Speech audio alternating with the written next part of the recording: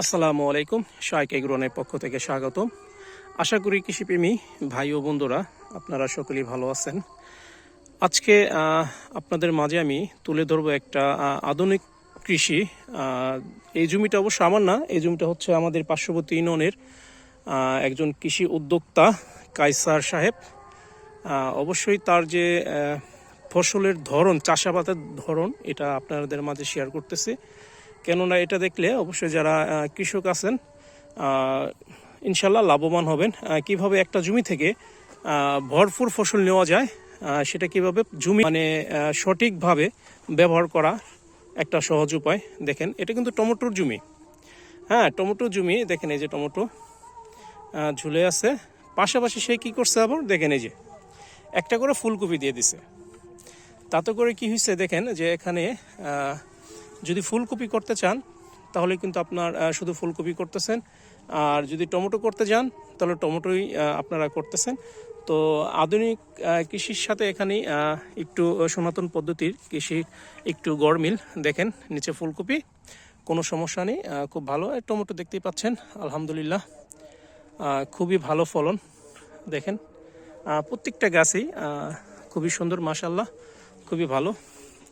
মোটামুটি ফল সিটিং হয়ে যাবে।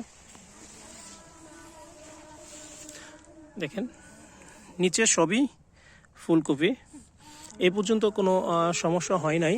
এইবারে প্রথম ঠিক সেই পদ্ধতিটা অবলম্বন করছে। ইনশাল্লাহ আমিও নেক্সট ইয়ারে আমি ঠিক তার এটাই ফলো করব। অবশ্যই যারা ভালো একটা জিনিস সবার মাঝে শেয়ার করাটাই একটা কৃষকের দায়িত্ব অবশ্যই। দেখেন নতুনভাবে প্রচুর ফুল আসছে, প্রচুর। অবশ্যই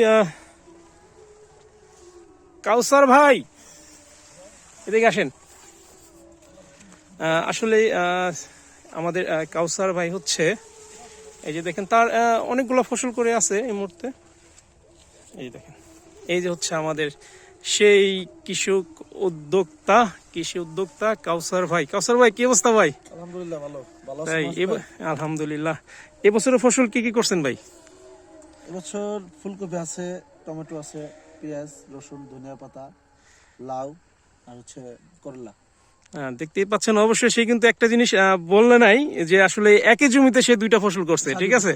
সাথী ফসল হিসেবে সে ফুলকপি করছে, ঠিক না ভাই? জি হ্যাঁ, আসলে সাথী ফসল হিসাবে সে ফুলকপি করছে, কিন্তু সে আরেকটা কাজ করছে, সেটা হচ্ছে গিয়ে ঠিক দেখেন এই যে বেড়া, ঠিক আছে? আমরা কিন্তু চাইলে এই জমিটা অন্য মানুষ কিন্তু আমরা অন্যভাবে বেড়া দিই, কিন্তু সে কি করছে শীতকালীন, হ্যাঁ শীতকালীন সে এই সাইডটাও দেখেন, এই যে পাশের এতটুকু জমি, সে এটাও কিন্তু তার হাত থেকে রেহাই পায় নাই।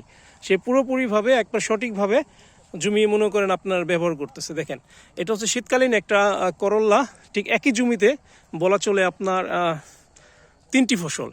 দেখেন